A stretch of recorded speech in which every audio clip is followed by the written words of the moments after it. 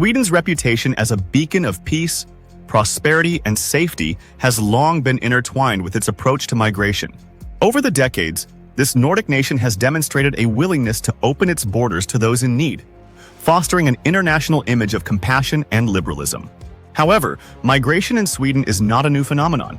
The country's modern history of migration dates back to the aftermath of World War II, when Sweden's neutrality and burgeoning industries made it a prime destination for workers and refugees alike. Post-war reconstruction across Europe created significant labor shortages, and Sweden capitalized on this by inviting labor migrants from neighboring countries like Finland and further afield, including southern Europe. By the 1970s, Sweden's migration policies had shifted to accommodate political refugees fleeing from countries in turmoil, such as Chile after Pinochet's coup, and later from the Balkans during the Yugoslav wars in the 1990s. These waves of migration were marked by significant efforts to integrate newcomers into Swedish society, backed by the state's robust welfare system. The early 21st century, however, marked a turning point. Globalization, coupled with political unrest and conflicts in the Middle East and Africa, ushered in an era of mass migration. The situation culminated in 2015, when Sweden made an unprecedented decision to open its borders to refugees fleeing war-torn nations such as Syria, Iraq, and Afghanistan. This decision, while celebrated by many, also planted the seeds for significant challenges that would reshape Sweden's social, economic, and political landscape. The year 2015 saw one of the most significant humanitarian crises in modern history. Conflicts in Syria, Iraq, and Afghanistan reached critical levels, displacing millions of people. The Syrian civil war, in particular, became the epicenter of the crisis, with over half of the country's pre-war population fleeing their homes. Neighboring countries such as Turkey, Lebanon, and Jordan bore the initial brunt of this displacement. However, as the crisis persisted, many refugees sought safety and stability in Europe. Europe's response to the crisis was mixed. While some countries, such as Hungary, tightened their borders, others, like Germany and Sweden, opted for a more humanitarian approach. Sweden's decision to accept approximately 163,000 refugees, the highest per capita in Europe, was both a moral stance and a reflection of its historical commitment to aiding those in need. Motivations behind Sweden's decision. Sweden's choice to open its borders was influenced by several factors. Sweden's long-standing tradition of welcoming refugees created a political and social environment where refusing entry to those in dire need seemed inconceivable. Sweden's humanitarian policies were a source of national pride and a key element of its global identity. The graphic images of suffering, particularly the widely circulated photograph of a drowned Syrian child, galvanized public opinion and political will across Europe. Despite the humanitarian motivations, there were also economic arguments for accepting refugees. With an aging population and labor shortages in certain sectors, Sweden saw potential in integrating younger refugees into its workforce. Sweden's decision to admit such a large number of refugees in a short span of time posed significant logistical challenges. The immediate priorities included housing. Temporary accommodations, ranging from converted schools to tent cities, were hastily set up to house asylum seekers. Legal processing. The Swedish Migration Agency faced an overwhelming backlog of asylum applications, with processing times extending to months, sometimes years. Language and education. Integrating non-Swedish-speaking refugees required a rapid expansion of language training programs, while schools struggled to accommodate an influx of children. Public sentiment and political ramifications. Initially, public sentiment leaned towards compassion. Swedes rallied to support refugees, with many volunteering their time and resources to assist newcomers. However, as the scale of the influx became apparent, cracks began to show. The strain on public services, including healthcare and housing, became evident, leading to frustration among native citizens who felt their needs were being overlooked. Cultural differences and challenges in integration led to misunderstandings and, in some cases, resentment between refugees and local communities. The migration crisis fueled the rise of right-wing political parties, such as the Sweden Democrats, who capitalized on growing discontent by advocating for stricter immigration policies. By 2015, Sweden's foreign-born population had reached 25.9%, up from 14.3% in 2010. This rapid demographic shift was unprecedented and had far-reaching implications for Swedish society. While diversity enriched the cultural fabric of the nation, it also highlighted systemic issues in integration, economic impacts. The influx of refugees presented both opportunities and challenges for Sweden's economy. On one hand, the potential for a larger workforce was seen as a boon. On the other hand, integrating a population with varying levels of education and skills proved difficult. Many refugees found themselves unemployed or in low-paying jobs, leading to a reliance on Sweden's welfare system.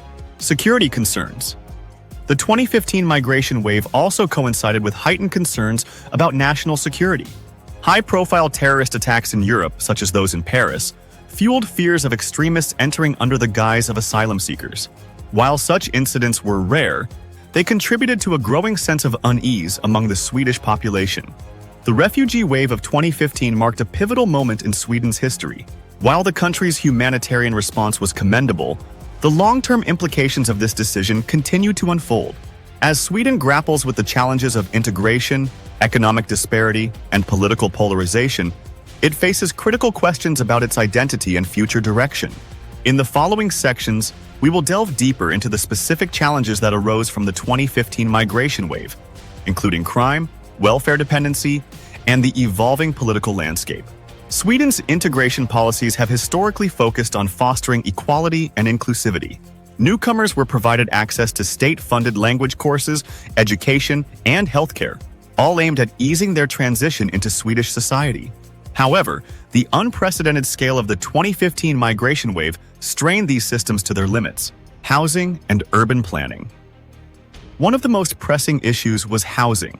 Refugees were initially placed in temporary accommodations, but the lack of long-term solutions led to overcrowding in urban areas. Suburbs like Rosengård and Malmö became symbolic of the challenges, with many migrants living in socio-economically disadvantaged neighborhoods. These areas, often isolated from the broader community, fostered feelings of exclusion and hindered integration efforts. Language and employment barriers. Learning Swedish is crucial for accessing the job market, yet language acquisition proved challenging for many refugees. Without proficiency, securing employment became difficult, leading to high unemployment rates among migrants.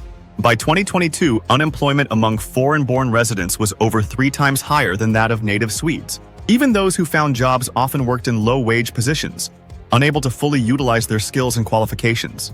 This underemployment not only affected individual livelihoods, but also limited their contributions to the economy and the welfare system. Education for the next generation. The influx of refugee children posed challenges for the Swedish education system. Schools in areas with high migrant populations faced resource shortages, language barriers, and cultural adjustments. While Sweden's education system is designed to promote inclusivity, the rapid increase in demand created disparities in the quality of education received by migrant children versus native Swedes. Sweden's welfare state, a cornerstone of its society, faced unprecedented strain due to the migration wave. Refugees, particularly those from non-European countries, were more likely to rely on social assistance programs. This reliance was driven by factors such as high unemployment rates. As mentioned, language and skill mismatches kept many migrants out of the workforce. Healthcare needs. Refugees often arrived with physical and psychological trauma, increasing demand for healthcare services. Housing subsidies. With limited income, many families relied on state support to afford housing. This increased demand on welfare programs sparked debates about sustainability and fairness. Native Swedes, particularly those in economically vulnerable positions, began to perceive migrants as competitors for limited resources. This perception fueled resentment and polarized public opinion on migration. One of the most contentious aspects of the migration debate in Sweden has been the issue of crime. While most migrants strive to build better lives, the socioeconomic challenges they face have contributed to higher rates of criminal activity in certain areas. Studies have shown that poverty and unemployment, both prevalent among migrants, are significant risk factors for crime. Gang-related violence. In cities like Stockholm, Göteborg, and Malmö, gang-related violence has risen sharply over the past decade. Migrant-dominated neighborhoods have seen higher incidences of shootings and bombings, fueling fears and negative stereotypes about refugee communities. Government statistics indicate that individuals with foreign backgrounds are overrepresented in crime data, though it's crucial to note that socioeconomic factors play a significant role in these trends. Addressing the root causes. The Swedish government has implemented initiatives to address the root causes of crime, including investments in education, job training, and community policing. However, critics argue that these measures are insufficient without broader reforms to tackle poverty and segregation. Public opinion on migration has shifted dramatically since 2015. While initial responses were characterized by compassion, growing concerns about economic strain and public safety have led to a more divided society. Surveys from 2021 revealed that only 25% of Swedes felt integration efforts had been successful, a stark decline from previous years. This shift in sentiment has had profound political implications, empowering right-wing parties like the Sweden Democrats. Their platform, centered on reducing immigration and prioritizing native-born citizens, has gained traction among voters disillusioned with traditional parties. The migration crisis of 2015 acted as a catalyst for political change in Sweden. Before this period, Sweden was renowned for its political stability and progressive policies. However, the challenges associated with integrating large numbers of refugees gave rise to a surge in populism, marked by the growing influence of the Sweden Democrats. Sweden Democrats' role. Founded in the late 1980s, the Sweden Democrats initially occupied the fringes of Swedish politics. However, their staunch anti-immigration stance resonated with a growing number of voters concerned about the perceived strain on resources and public safety. By the 2018 general election, the party secured 17.5% of the vote, making them a significant player in Swedish politics. The Sweden Democrats framed immigration as a direct threat to Sweden's welfare state, cultural identity, and security. They advocated for stricter border controls, reduced asylum quotas, and measures to deport individuals with rejected asylum claims. Their messaging tapped into the fears and frustrations of voters, particularly those in economically disadvantaged areas. Mainstream parties respond. The success of the Sweden Democrats forced mainstream parties to reevaluate their positions on immigration. Historically, Swedish politics had been dominated by the Social Democrats and the moderates, both of which supported liberal immigration policies. However, as public opinion shifted, these parties began adopting more restrictive stances to regain voter trust. In response to the challenges of the 2015 migration wave, Sweden implemented a series of legislative changes aimed at reducing the number of asylum seekers and streamlining the integration process. Key measures included temporary residency permits. Sweden shifted from granting permanent residency to temporary permits for asylum seekers, with extensions contingent on employment and language acquisition. Family reunification restrictions. Stricter criteria for family reunification were introduced, including higher income requirements and longer waiting periods. Border controls. Enhanced border controls and cooperation with EU countries aim to limit irregular migration flows. Focus on labor migration. Recognizing the need for skilled labor, Sweden introduced policies to prioritize labor migration over asylum-based migration. New criteria required labor migrants to meet income thresholds and demonstrate skills in demand within the Swedish job market. This shift signaled a move towards a more selective immigration policy, aimed at addressing economic needs while reducing dependency on welfare programs. The media played a crucial role in shaping public perception of migration. Initial coverage of the 2015 crisis often highlighted the plight of refugees, evoking empathy and support. However, as challenges emerged, media narratives shifted to focus on issues such as crime, unemployment, and cultural clashes. Sensationalized reporting on gang violence and terrorism further polarized the debate, amplifying fears and fueling anti-immigration sentiments. Sweden's policy shifts reflect an ongoing struggle to balance humanitarian values with practical considerations. While the country remains committed to upholding international obligations, it has become increasingly selective in its approach to migration. This balancing act underscores the complexities of managing large-scale migration in a way that aligns with national interests and public opinion. One of the most pressing long-term challenges posed by the 2015 migration wave is achieving meaningful economic integration. Despite initial struggles, there are indications that with sustained effort, migrants can contribute significantly to Sweden's economy. However, this process is neither quick nor straightforward. Overcoming barriers to employment. While unemployment rates among migrants remain disproportionately high, targeted programs aimed at improving skills and language proficiency have shown promise. Initiatives such as subsidized employment, mentorship programs, and vocational training are slowly bridging the gap between migrants and employers. Nonetheless, a persistent challenge lies in overcoming bias and stereotypes that hinder hiring decisions in the private sector. Entrepreneurship has emerged as a potential solution to economic integration. Many migrants, unable to secure traditional employment, have turned to starting their own businesses. From small-scale retail ventures to innovative tech startups, these businesses not only create jobs, but also foster cultural exchange and economic growth. The large-scale migration has significantly altered Sweden's social landscape, bringing both opportunities and tensions. Bridging cultural divide. Cultural differences between native Swedes and migrants have often been a source of misunderstanding.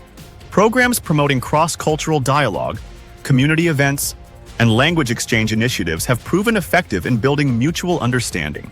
However, resistance from segments of the population to cultural change remains a barrier. The role of education. Education plays a pivotal role in shaping the future of integration. Schools are not only institutions of learning, but also spaces where children from diverse backgrounds interact and forge bonds. Efforts to equip teachers with resources to manage multicultural classrooms are essential for fostering inclusivity. As time passes, public opinion on migration continues to evolve. While initial fears and resistance have subsided in some quarters, skepticism remains widespread. The integration successes of earlier waves of migrants are often cited as reasons for optimism, but critics argue that the scale and nature of the 2015 migration wave present unique challenges. The generational perspective. Younger generations in Sweden tend to hold more progressive views on migration, emphasizing inclusivity and global responsibility. This generational divide in attitude suggests that Sweden's long-term trajectory on migration policies may lean toward greater acceptance and adaptation. The role of media and political narratives. Media and political rhetoric continue to play a significant role in shaping public opinion. While some outlets highlight success stories of integration, others focus on the challenges, perpetuating fear and division. Balancing these narratives will be crucial in fostering a more unified perspective on migration. Sweden's approach to migration has long been a cornerstone of its international reputation. However, the challenges associated with the 2015 wave have raised questions about the sustainability of its policies. A model for humanitarianism? Despite the difficulties, Sweden's willingness to accept large numbers of refugees has earned it admiration on the global stage. International organizations frequently cite Sweden as an example of a nation committed to upholding humanitarian values. Lessons learned. Sweden's experience offers valuable lessons for other nations grappling with migration challenges. From the importance of preparation to the need for realistic policies that balance compassion with practicality, Sweden's journey provides insights into the complexities of modern migration. For Sweden to successfully navigate the long-term impacts of the 2015 migration wave, it must develop a sustainable and adaptive integration framework. This requires a multi-pronged approach that balances the needs of migrants with those of the broader society. Strengthening education and vocational training. Investing in education and vocational training remains key to ensuring economic self-sufficiency among migrants. Tailored programs that address language barriers, skill gaps, and cultural differences can empower migrants to contribute meaningfully to the labor market. Collaborations with businesses to create apprenticeships and on-the-job training opportunities will further enhance these efforts. Promoting social cohesion. Sweden must continue to foster social cohesion by bridging divides between migrants and native Swedes. Community-led initiatives that encourage dialogue and mutual understanding are essential. Additionally, addressing segregation in housing and education will help dismantle barriers to integration. Reforming welfare dependency. To reduce welfare dependency, Sweden must implement policies that incentivize employment and self-reliance. Providing support for entrepreneurship, as well as revisiting welfare eligibility criteria, can encourage greater participation in the workforce. At the same time, safety nets should